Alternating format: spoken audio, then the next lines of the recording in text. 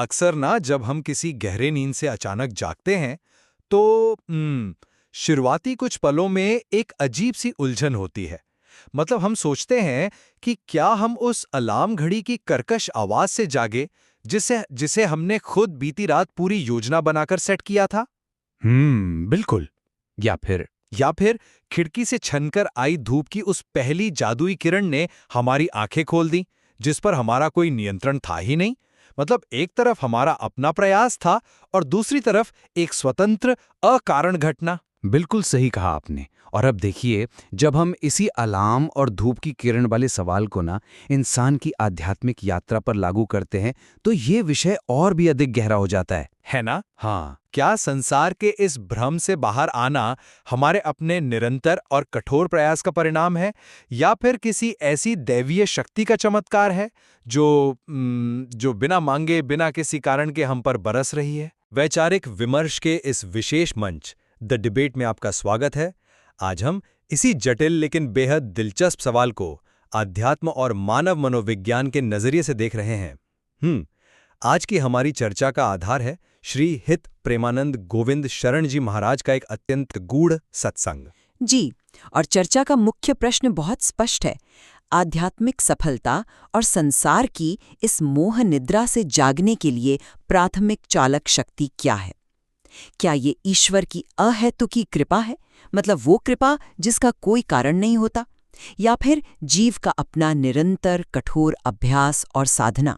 और मैं इस चर्चा में इस दृष्टिकोण का प्रतिनिधित्व करता हूं कि संपूर्ण आध्यात्मिक यात्रा, यहां तक कि हमारे भीतर प्रयास करने की जो इच्छा पैदा होती है ना, वो भी विशुद्ध रूप से ईश्वरीय कृपा का ही परिणाम है। और मैं इस दृष्टिकोण का पक्ष रखूंगी कि केवल कृपा के विचार पर निर्भर रहना एक प्रकार का बौद्धिक या आध्यात्मिक आलस्य बन सकता है। बिना निरंतर व्यक्तिगत प्रयास, अनुशासन और मन को बलपूर्वक साधे कृपा कभी फलीभूत नहीं होती। तो चलिए इस अहेतुकी कृपा के विचार को थोड़ा गहराई से समझते हैं। अहेतुकी का सीधा अर्थ है बिना किसी हेतु या कारण के। महाराज जी ने बहुत स्पष्ट रूप से कहा है कि हमें ये मनुष्य जन्म मिलना, एक स्वस्थ शरीर होना और सबसे बड़ी बात संतों का समागम। बिल्कुल, संतों का समागम प्राप्त होना, ये सब बिना किसी पूर्व योग्यता के मिली हुई कृपा है। कबहू ककर करुणा नर देही।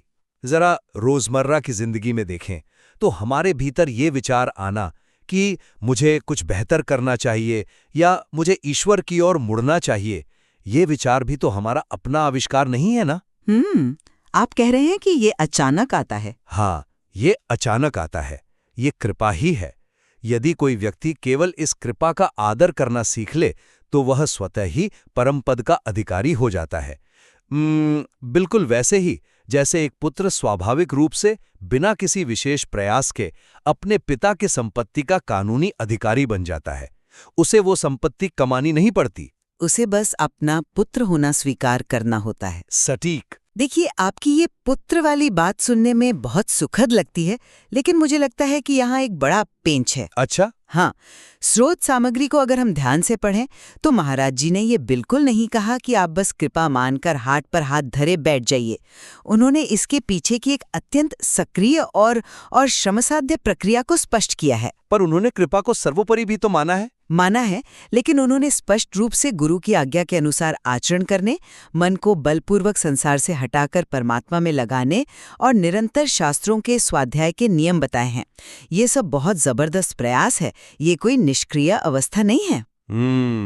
उन्होंने तो बहुत सख्त शब्दों में चेतावनी भी दी है कि यदि आप मनमानी करते हैं और साधन नहीं करते तो आप वास्तव में उस कृपा का तिरस्कार कर रहे हैं।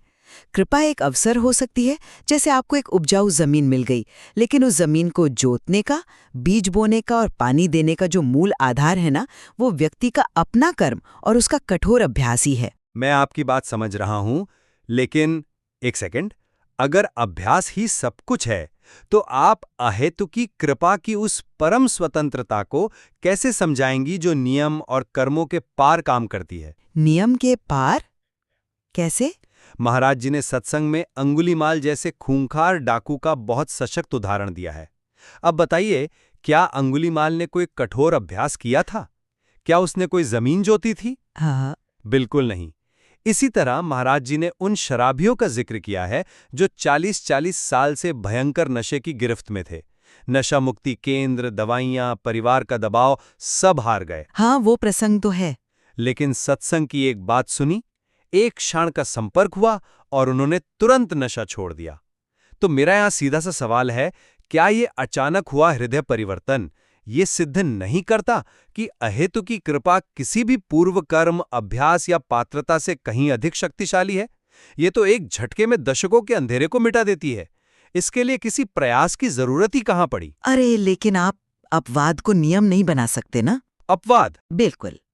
आप उन घटनाओं को देख रहे हैं जहां परिणाम अचानक प्रकट हुआ और एक चमत्कार जैसा लगा, लेकिन आप उस लंबी, उबाऊ और अदृश्य पृष्ठभूमि को नजरअंदाज कर रहे हैं जो अक्सर दिखाई नहीं देती। महाराज जी ने ही सत्संग में उस शिष्य का बहुत ही गहरा और सटीक उदाहरण दिया है जिसने 18 वर्ष तक एक ही मंत्र का जप किया था। हाँ, वो उदाहरण बहुत रोचक है, जहां शिष्य को लगता था कि उसका मंत्र जपना पूरी तरह व्यर्थ जा रहा है। बिल्कुल। उस शिष्य को लगता था कि 18 साल के कठोर अभ्यास का उसे कोई आध्यात्मिक लाभ नहीं हुआ। वो निराश था। लेकिन फिर उसके गुरु ने एक मनोवैज्ञानिक प्रयोग किया। उन्होंने उसे जपने से रोक दिया? हाँ, गुरु ने उसे कसम दी कि वो अगले 24 घंटे तक उस मंत्र का जप बिल्कुल नहीं करेगा। और परिणाम क्या हुआ? वो शिष्य तड़प उठा, वो छटपटाकर रो पड़ा। अब यहाँ समझने वाली बात ये है कि ये जो विरह की भयंकर तड़प थी ना, वो कोई अचानक आसमान से गिरी हुई कृपा या चमत्कार नहीं थी। तो वो क्या थी? वह तड़प उस 18 वर्ष के निरंतर और नीरस लगने वाले अभ्यास का ठोस मनोवैज्ञानिक परिणाम थी। उन 18 सालों के प्रयास ने उसके अवचेतन मन में एक ऐसा गहरा बर्तन तैयार कर दिया था जिसके बिना वो तड़प संभव ही नहीं थी। और यदि आप अंगुलीमाल के तात्कालिक परिवर्तन की बात करते हैं, तो जरा 5 वर्ष के प्रहलाद को देखिए। हिरण्यकश्यप ने उसे क्या क्या कष्ट नहीं दिए। पहाड़ से गिराया, आग में बैठाया। उन भयानक कष्टों के बीच भी उस छोटे से बालक ने हर क्षण हरि हरि जपना नहीं छोड़ा। यह उस जीव का अथक अडिग प्रयास है। यह बलपूर्वक अपने मन को उस सत्य पर टिकाए रखना है। देखिए, प्रहलाद का उदाहरण आपने बहुत सुंदर दिया, लेकिन जरा एक कदम पीछे हटकर सोचिए। एक 5 वर्ष के बालक में जिसके सामने साक्षात मृत्यु खड़ी हो, त्रिभुवनपति से टकराने का वह असीम धैर्य और वो मानसिक बल आखिर आया कहाँ से? अपने दृढ़ निश्चय से। क्या 5 साल का बच्चा इतना सचेत प्रयास कर सकता है? वो बल, वो धैर्य ही तो कृपा है। खैर, हम इस प्रयास और समर्पण की प्रकृति पर थोड़ा और गहराई से विचार करते हैं। ठीक है। क्योंकि अगर निरंतर प्रयास ही सब कुछ है, तो आध्यात्मिक यात्रा का अंत कैसा दिखता है? महाराज जी ने समर्पण की जो सर्वोच्च अवस्था बताई है, वो घर का दास होने की है। स्त्रोत में कहा गया है कि जब व्यक्ति पूर्णतः समर्पित हो जाता है, तो वो घर के एक अभिन्न सदस्य या घर के दास की तरह हो जाता है। और घर का दास होने का अर्थ क्या है आपके नजरिए से? इसका अर्थ ये है कि वहां सारा प्रयास शून्य हो जाता है। उसे फिर कुछ भी अलग से भगवान को समर्पित करने की आवश्यकता नहीं होती। मतलब उसे बैठकर ये नहीं सोचना पड़ता कि अरे मैंने ये काम किया, अब मुझे इसे ईश्वर को अर्पण करना है। हाँ, वो बस स्वाभाविक हो जाता है। बिल्कुल, उसकी सारी क्रियाएं स्वतः बिल्कुल स्वाभाविक रूप से भगवान तक पहुंच जाती हैं। ये कृपा की वो चरम अवस्था है जहां कर्ता भाव यानी मैं कर रहा हूं का जो अहंकार है पूरी तरह समाप्त हो जाता है। यहां कोई जोर जबरदस्ती नहीं है, केवल एक सहज प्रवाह है। आपकी बात सही है, वो अंतिम अवस्था सचमुच बहुत सुंदर है। लेकिन यहाँ एक बहुत बड़ा सवाल खड़ा होता है। क्या? उस सहज प्रवाह या घर का दास बनने की अवस्था तक पहुंचा कैसे जाता है? कोई भी व्यक्ति सीधे उस अवस्था में नहीं छलांग लगा सकता। वहां तक पहुंचने के लिए एक मुनीम की तरह, एक अकाउंटेंट की तरह कठोर और सचेत प्रयास करना पड़ता है। महाराज जी ने बहुत स्पष्ट शब्दों में इस मुनीम तकनीक का उल्लेख किया है। ये मुनीम वाला हिस्सा मुझे हमेशा से बहुत दिलचस्प लगता है। आप इसे कैसे समझाएंगी? क्या हमें ईश्वर को अपना बॉस मानकर दिन भर की रिपोर्टिंग करनी है? कर्ता भाव की स्मृति है। यानी जब तक हमारा अहंकार ये मानता है कि मैं ये कर रहा हूँ, मैं कमा रहा हूँ, मैं खा रहा हूँ। हाँ, जो कि हम सब मानते ही हैं। बिल्कुल। तो तब तक साधक को दिन भर के आय व्यय की तरह अपना हिसाब जबरदस्ती भगवान के सामने रखना पड़ता है। जैसे एक मुनीम अपने मालिक के सामने रजिस्टर रखता है ना, वैसे ही साधक को सुबह उठने से लेकर नौकरी, व्यापार, यहाँ तक कि रात के सोने की दिनचर्या भी भगवान को बतानी पड़ती है। लेकिन ऐसा जबरदस्ती करने की आवश्यकता क्यों है? इससे क्या बदलता है? इससे हमारा पूरा मानसिक ढांचा बदलता है। आप देखिए, हमारा ईगो, हमारा अहंकार हमेशा ओनरशिप या स्वामित्व चाहता है। जब हम हर कर्म को मुनीम की तरह रिपोर्ट करते हैं, तो हम वास्तव में अपने मस्तिष्क के उस डिफ़ॉल्ट मोड को तोड़ रहे होते हैं, जो हर काम का क्रेडिट लेना चाहता है। अच्छा, तो हम कर्ता भाव से दृष्टा भाव में आ रहे हैं। हाँ, हम मैं कर रहा हूँ की जगह मैं केवल रिपोर्ट कर रही हूँ के भाव में आ जाते हैं। ये कोई जादुई अवस्था नहीं है, ये रोजमर्रा का पल पल का अनुशासित हिसाब किताब है। ये एक भयंकर मानसिक श्रम है, एक कॉग्निटिव रीट्रेनिंग है। आप सीधे छत पर यानी घर के दास की अवस्था में नहीं पहुंच सकते। आपको मुनीम रूबी सीढ़ियों के इस पसीने से लथपथ अभ्यास से गुजरना ही होगा। ये व्याख्या वाकई दिमाग को झकझोरने वाली है। मैं समझ सकता हूं कि शुरुआत में ये सचेत प्रयास क्यों जरूरी है, लेकिन इस पूरे प्रयास का अंतिम लक्ष्य क्या है? संसार से वैराग्य। हाँ, महाराज जी ने श्रोत में कहा है कि इसका लक्ष्य है उस मोहजनित निद्रा से जागना। उन्होंने तुलसीदास जी की पंक्तियों का संदर्भ दिया, उमा कहूं मैं अनुभव अपना, सद हरि भजन जगत सब सपना। यानी ये संसार एक स्वप्न है। मेरा मानना यह है कि जैसे ही ये ज्ञान भीतर उतरता है, और ध्यान रहे ये ज्ञान कृपा से ही उतरता है कि मैं ये मन या शरीर नहीं हूं, बल्कि मैं एक भगवत अंश हूं, वैसे ही मोह की निद्रा तुरंत टूट जाती है। और निद्रा टूटने के बाद क्या होता है? उसके बाद बाहरी शोर या प्रपंच का कोई असर नहीं होता। प्रयास का जो तनाव है ना, वो खत्म हो जाता है। महाराज जी ने अपना स्वयं का बहुत ही ज्वलंत उदाहरण दिया है। जब वे गंगा किनारे रहते थे, तो वहां विवाह समारोहों के बड़े बड़े लाउडस्पीकर बजते थे, भयंकर शोर होता था। लेकिन उस कानफोड़ू शोर के बीच भी उनके भीतर निरंतर नाम जप चलता रहता था। वो नाम जप कोई मुनीम वाला प्रयास नहीं था, वो एक ऑटोनॉमस या स्वायत्त प्रक्रिया बन चुका था। जैसे हमारी सांसें अपने आप चलती हैं, जैसे हम अपनी धड़कन को नहीं रोक सकते, वैसे ही भीतर का वो भजन चलता रहता है। ये इस बात का प्रमाण है कि जब कृपा से नाम भीतर बैठ जाता है, तो बाहरी संसार का भयंकर से भयंकर शोर भी आपको विचलित नहीं कर सकता। आप बस दृष्टा बन जाते हैं। देखिए, आपकी बात बिल्कुल सटीक है कि वो अवस्था बहुत शांत और स्वायत्त है। लेकिन जरा इस बात को ऐसे सोचिए, आप उस अवस्था का वर्णन कर रहे हैं जहां वे पहुंच चुके हैं। हाँ, वो तो है होती है। श्रोत में महाराज जी ने एक प्रश्नकर्ता को बहुत ही व्यवहारिक जवाब दिया। उन्होंने बताया कि हमारा मन सिनेमा हॉल में 3 घंटे कितनी आसानी से बिता देता है, लेकिन जब भजन में बैठने की बात आती है तो 5 मिनट भी पहाड़ जैसे भारी लगते हैं। मन तुरंत बगावत कर देता है। ऐसा क्यों होता है? महाराज जी ने इसे सुख बुद्धि कहा है। अगर हम इसे आज की मनोवैज्ञानिक भाषा में समझें, तो ये हमारे दिमाग की वो वायरिंग है जो तुरंत मिलने वाले मज़े या इंस्टेंट ग्रैटिफिकेशन की तरफ भागती है।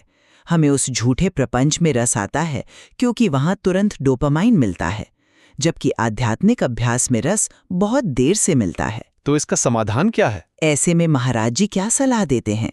क्या वे कहते हैं कि कृपा की प्रतीक्षा करो? बिल्कुल नहीं। वे कहते हैं कि बलपूर्वक जबरदस्ती मन को भजन में लगाओ। अगर गंदी आदतें नहीं छोड़ सकते तो नाम को जोड़ लो। उन्होंने यहाँ तक कहा कि अगर मन नहीं लगता तो भी जबरदस्ती नाम का उच्चारण करते रहो। लेकिन वो जबरदस्ती भी तो अंततः उस नाम के प्रभाव के सामने छोटी पड़ जाती है ना। नाम की शक्ति तो मुख्य है। वही तो पूरी प्रक्रिया का मर्म है। इसे समझाने के लिए महाराज जी ने तिल के तेल और इत्र का एक बहुत ही अद्भुत उदाहरण दिया। अब देखिए, तिल का तेल बहुत साधारण होता है, वो लीटरों में थोक के भाव बिकता है। हाँ, बहुत सस्ता होता है। बिल्कुल। लेकिन जब उस साधारण तिल के तेल को अत्यंत मूल्यवान इत्र यानी भगवान के नाम के साथ मिलाया जाता है, तो वो साधारण तेल भी ग्रामों में भारी कीमत पर बिकने लगता है। लेकिन यहाँ ध्यान देने वाली बात क्या है? क्या? वो सस्ता तेल और महंगा इत्र अपने आप एक दूसरे में नहीं मिल जाते, उन्हें जबरन एक साथ रगड़ा जाता है, मिलाया जाता है। यही अभ्यास है। ये मिलाने की प्रक्रिया, वो घर्षण ही वो वास्तविक प्रयास है। अपनी गंदी आदतों के बीच जबरदस्ती भगवान का नाम लेना ही तेल में इत्र को रगड़ना है। यह अंततः एक अचूक औषधि बनकर जीव के सारे व्यसनों और अज्ञान को नष्ट करती है। यदि आप केवल इत्र को, मतलब कृपा को, दूर से देखते रहें और उसे अपने जीवन के तेल में बलपूर्वक ना मिलाएं, तो आपके जीवन की कीमत कभी नहीं बढ़ेगी। ये एनालॉजी सच में बहुत शानदार है, लेकिन मैं इस तर्क से पूरी तरह सहमत नहीं हूँ। क्यों नहीं? जरा सोचिए, इत्र में जो सुगंध है वो उसकी अपनी अंतर्निहित प्रकृति है, तेल की नहीं। तेल का मूल्य केवल और केवल इत्र की वजह से बढ़ा है। इसी तरह जो बलपूर्वक प्रयास हम करते हैं, उसका अपना कोई स्वतंत्र आध्यात्मिक मूल्य नहीं है। उसका मूल्य तभी है जब वो नाम यानी कृपा के संपर्क में आता है। पर बिना रगड़े, बिना इत्र के आप तिल के तेल को कितना भी मथते रहें, पसीना बहाते रहें, वो कभी सुगंधित नहीं होगा। महाराज जी भी कहते हैं कि संतों का जो वचन है वो भगवान की कृपा से सुनने को मिलता है। हम उसे कृपा से ही धारण करते हैं और उसकी सिद्धि भी अंततः कृपा से ही होती है। यानी बीज बोने से लेकर फल पकने तक सब कुछ कृपा की ही आवरण में सुरक्षित है। हमारा प्रयास केवल उस कृपा को स्वीकार करने की एक छोटी सी हाँ है। देखिए, ये छोटी सी हाँ अक्सर इंसान के जीवन का सबसे बड़ा और सबसे मुश्किल संघर्ष होती है। और यही कारण है कि महाराज जी जोर देकर कहते हैं कि अभ्यास करते जाओ, कुछ समय बाद ये भजन तुमको पकड़ लेगा। ये पंक्ति बहुत गहरी है। पहले आप भजन को पकड़ते हैं, पूरी ताकत से मुट्ठी भींचकर, अपनी सुख बुद्धि और दुनिया के आकर्षणों से लड़कर। सही बात है। ये मुनीम वाला अनुशासन, ये तिल के तेल को इत्र के साथ मिलाने का रोज का संघर्ष, यही वो मजबूत पात्र तैयार करता है जिसमें कृपा टिक सकती है। बिना इस ठोस बर्तन के बारिश का पानी, मतलब कृपा, बस बह जाता है। इसलिए अभ्यास कोई छोटी सी हाँ नहीं है।